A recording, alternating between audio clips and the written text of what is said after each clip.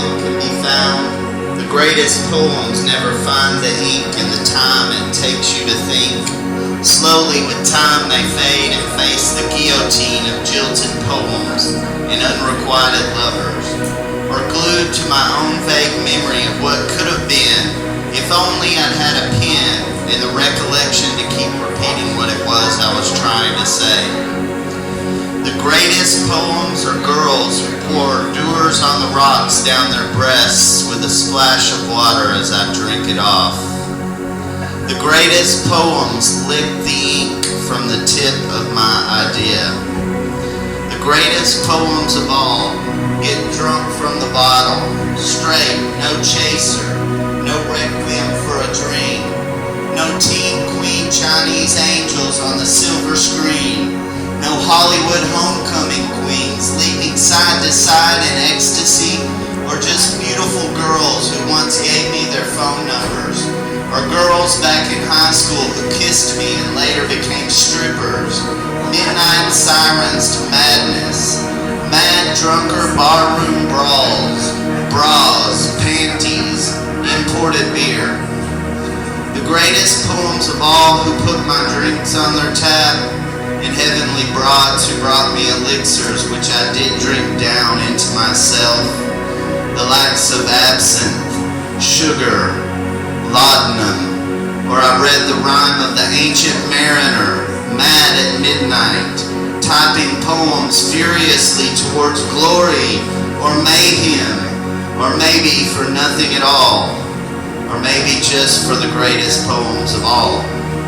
So hear to the greatest poems of all, to bikini contests, to Bikini Kill, to Bukowski, to Rimbaud and other roughnecks, to the wet t-shirts at Cedar Isle, and to the Cedar Creek Lake rememberers who still remember all of the greatest poems of all. To Siberian huskies named Marley who lived in Dallas, Texas with Dirty Phil, and to Dirty Phil, to pain and pills and poems, to words that slide into lyrical oblivion. Sometimes these can be the greatest lines of all times, dare I say the better poems that can rise from poets here today, like drunken ramblings, drunken one-nighters, far beyond driven drunk drivers and Dracula. No more drama, but more hot actresses, sexy, angel, poetess, prostitutes, politics, to the Texas Outlaw Press, and to all of the greatest poems of all.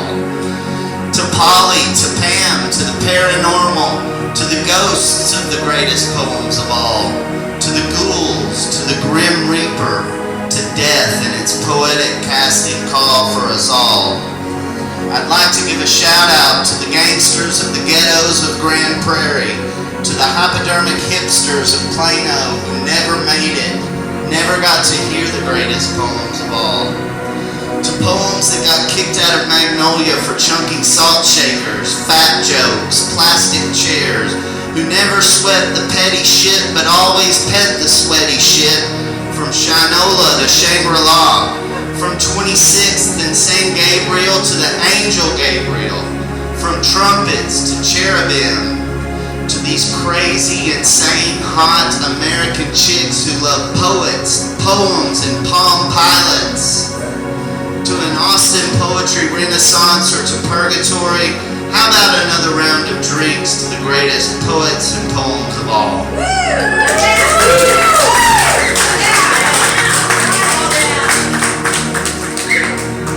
Thank you.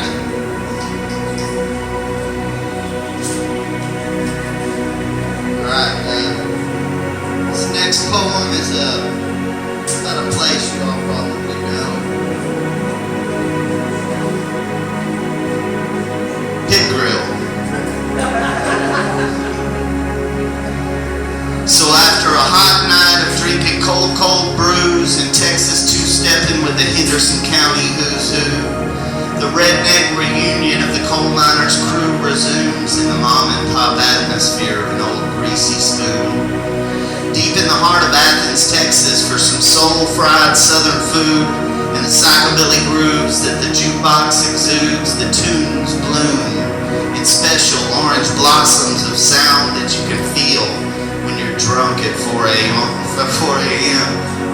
coffee at the pig grill. Endless pots of Java you can drink until you get your fill to help you sober up so you can drive home without getting killed. And when all the bars are closed, pig grill is completely filled with conversation between close friends. They really can be such a thrill.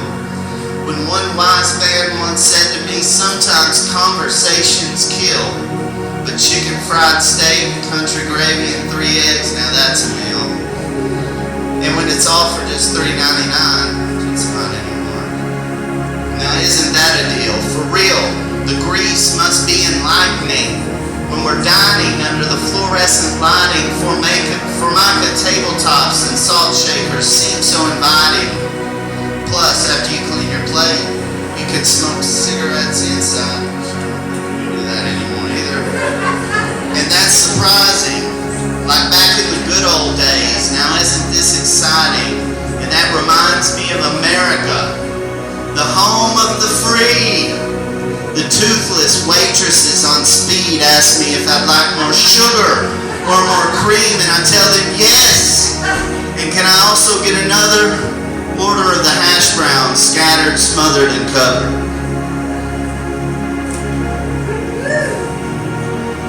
Alright, this last poem is what they call a ghazal. It's a traditional Arabic form of poetry.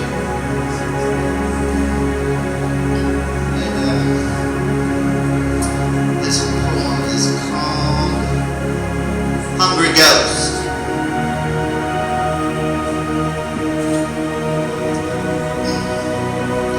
She was gone when I needed her the most of all.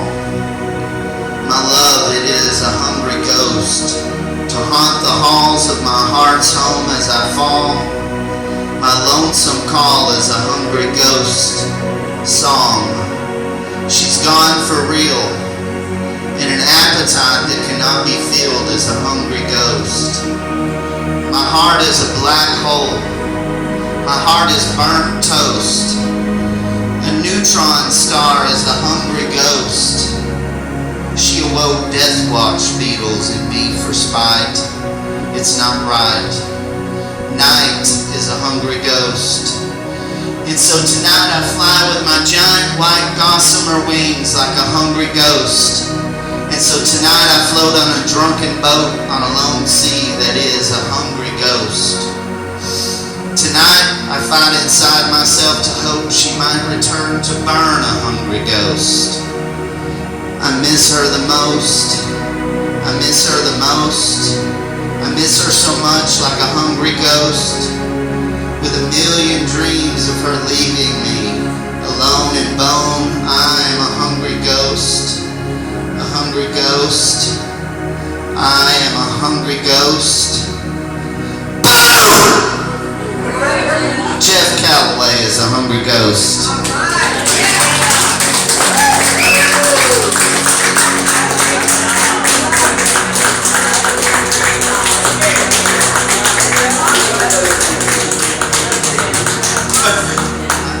I wish I had known ahead of time that Jeff was going to do this. It caught me totally off guard, and I would have done better to introduce somebody who is truly a poet and truly East Texas.